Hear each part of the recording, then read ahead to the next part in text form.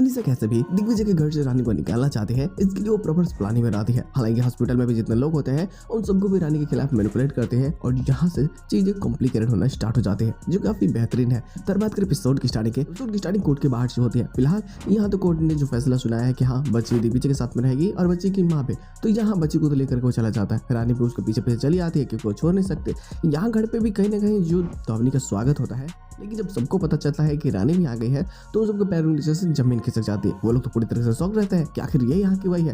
तो यहाँ रानी बता देती है कि हाँ इस बच्चे की आँख का ऑपरेशन होना है और जब तक सब कुछ ठीक नहीं हो जाता किसी एक को स्टडी नहीं मिल सकती, जिस कारण मुझे यहाँ रहना ही होगा। हालांकि यहाँ अनीसा भी सबकी सिंपैथी लेने की बहुत कोशिश करते हैं। दिग्विजय तो उसे पूरी तरीके से इग्नोर कर दिया होता है। वो सिर्फ धोनी पे ही फोकस कर रहा होता है, उसके ऑपरेशन से लेकर ही सारी बातें कर रहा होता है कि हाँ उसके ऑपरेशन जल्द से जल्द करवाओ। लेकिन अनीसा पे ध्यान नहीं देता, तो अनीसा को लगता है कि यार जल्दी से जल्दी मुझे रानी और उसकी बेटी को यहाँ से भगाना होगा। खैर देखो ये हॉस्पिटल चली जाती है जहाँ ऑलरेडी बहुत से हेरफेर हो रहे हैं।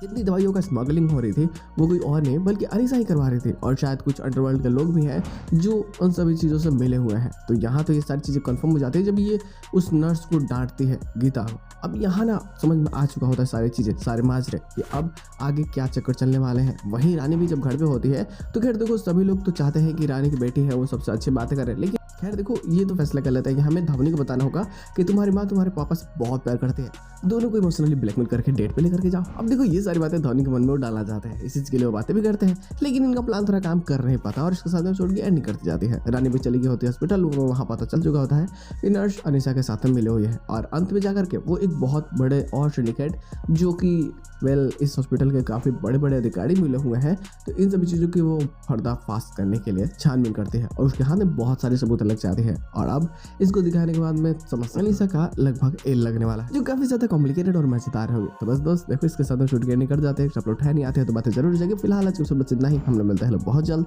किसी नए वीडियो के साथ में, तब देखिए बाय।